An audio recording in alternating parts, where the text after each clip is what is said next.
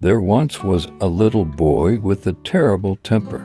He would lose control over the smallest things, when he couldn't find his toy, or when a friend said something he didn't like. He would shout, slam doors, and stomp away in anger. His father, a calm and patient man, watched him for a while without saying much.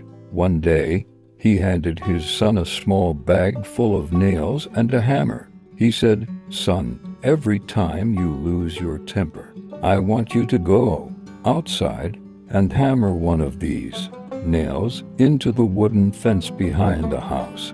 The boy looked at his father curiously, but later that same day, after yelling at his sister, he grabbed the hammer and nailed a nail deep into the fence. Clink! The sound echoed through the yard. Strangely, he felt a little lighter afterward. That first day, the boy drove 37 nails into the fence. His hands ached, and his arms grew sore. But as the days went by, he began to realize that controlling his temper was much easier than hammering nails. Each day, fewer nails were driven into the wood. Weeks passed, and one morning, the boy was amazed to discover that he hadn't lost his temper at all. Excited, he ran to his father and said, "Dad, I didn't hammer a single nail today." His father smiled gently. "That's wonderful, my son.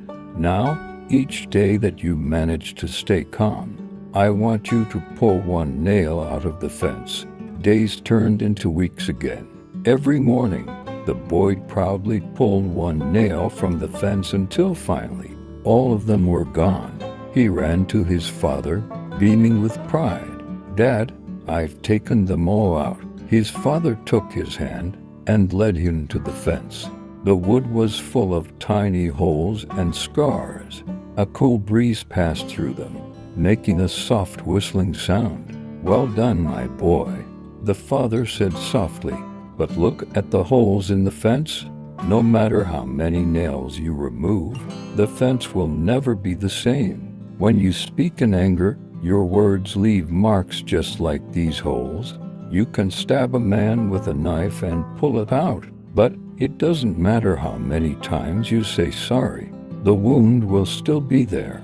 The boy stared at the fence for a long moment, his eyes filling with understanding. "So people are like the fence," he said quietly. "Even if I apologize, the hurt might stay." His father smiled and put a hand on his shoulder. "Yes, my son. Words can heal or they can scar. Be careful how you use them." The boy nodded slowly and whispered, "I don't ever want to hurt anyone again, not even with my words." His father pulled him close and said, "Then you've truly grown up." Moral of the story: anger is like a nail driven into someone's heart. You might be able to remove it later, but the mark it leaves behind will always remain. Think before you speak. Words can build bridges, or they can leave scars that never fade.